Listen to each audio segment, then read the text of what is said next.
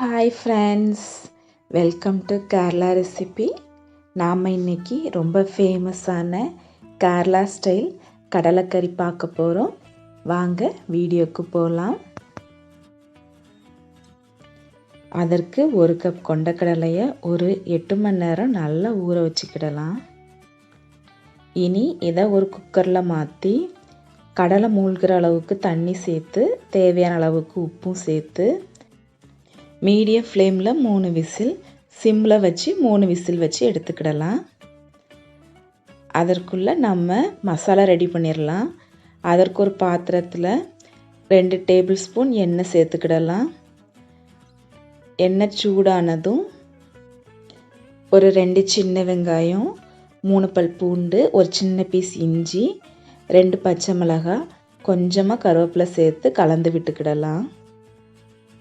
ஒரு 1/4 முடி துருவின தேங்காவை பொன்னிறமாக வதக்கிக்கிடலாம். மீடியம் ஃப்ளேமில் வச்சு நல்லா வதக்கிக்கோங்க.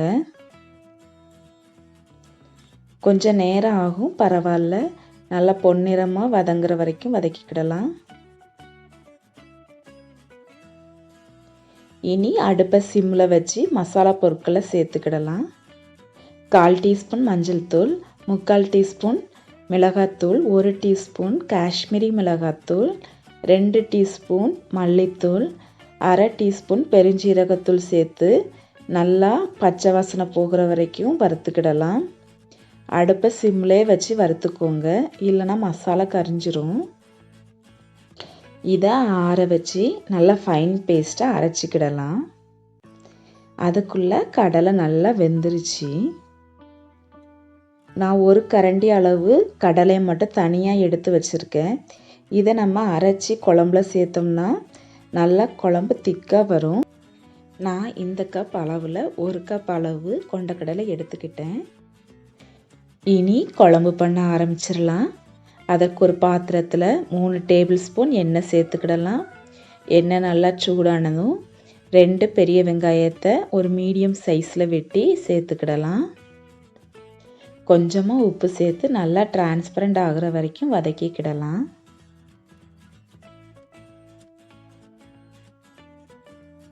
நல்லா வதங்கினதும் ஒரு 2 மீடியம் சைஸ் தக்காளியை வெட்டி சேர்த்துக்கிடலாம். இதை ஒரு மூடி வச்சு மூடி ஒரு 2 நிமிஷம் நல்லா வேக வச்சுக்கிடலாம். தக்காளி ஓரளவு வெந்ததும் இதில் நம்ம வேக வச்ச கடலையை சேர்த்துக்கிடலாம். வேக வச்ச தண்ணியையும் அப்படியே சேர்த்துக்கோங்க. இனி நம்ம அரைச்சி வச்ச கடலையையும் சேர்த்துக்கிடலாம். நல்லா கலந்து விட்டுக்கோங்க.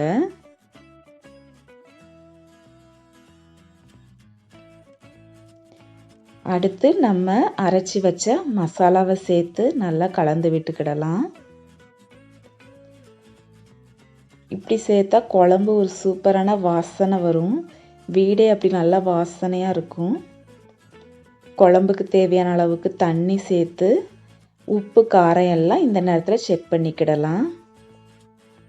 காரம் கம்மியாக இருந்தால் வத்தல்தூள் சேர்த்துக்கோங்க.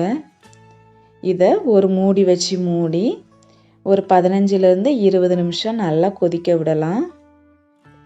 அப்பப்போ இடையில எடுத்து கிண்டி விட்டுக்கோங்க, ஏன்னா கடலை கொஞ்சம் அடி பிடிக்க ஆரம்பிக்கும். ஒரு 20 நிமிஷம் கழித்து நல்லா எண்ணெய் பிரிஞ்சு குழம்பு சூப்பராக வந்திருக்கு. நல்லா கட்டியாக அழகாக வந்திருக்கு. இனி இதில் தாளித்து ஊற்றிக்கிடலாம். அதற்கு ஒரு பாத்திரத்தில் 2 டேபிள் ஸ்பூன் எண்ணெய் சேர்த்துக்கிடலாம். எண்ணெய் சூடானதும் 1/4 டீஸ்பூன் கடுகு, ஒரு 5 சின்ன வெங்காயம், ஒரு வத்தல், கொஞ்சமாக கருவேப்பிலை சேர்த்து வெங்காயம் நல்லா ப்ரௌன் கலர் ஆகிற வரைக்கும் வதக்கிக்கிடலாம்.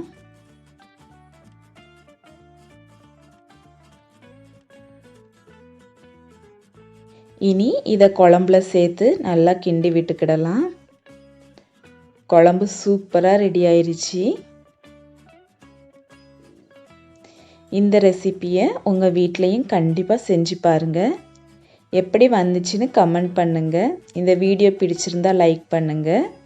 அப்படியே கேரளா ரெசிபி சேனலுக்கு சப்ஸ்கிரைப் பண்ணி வச்சுக்கோங்க. கூடவே பெல் ஐக்கானை கிளிக் பண்ணி ஆல் ஆப்ஷனையும் கிளிக் பண்ணிக்கோங்க. தேங்க்யூ.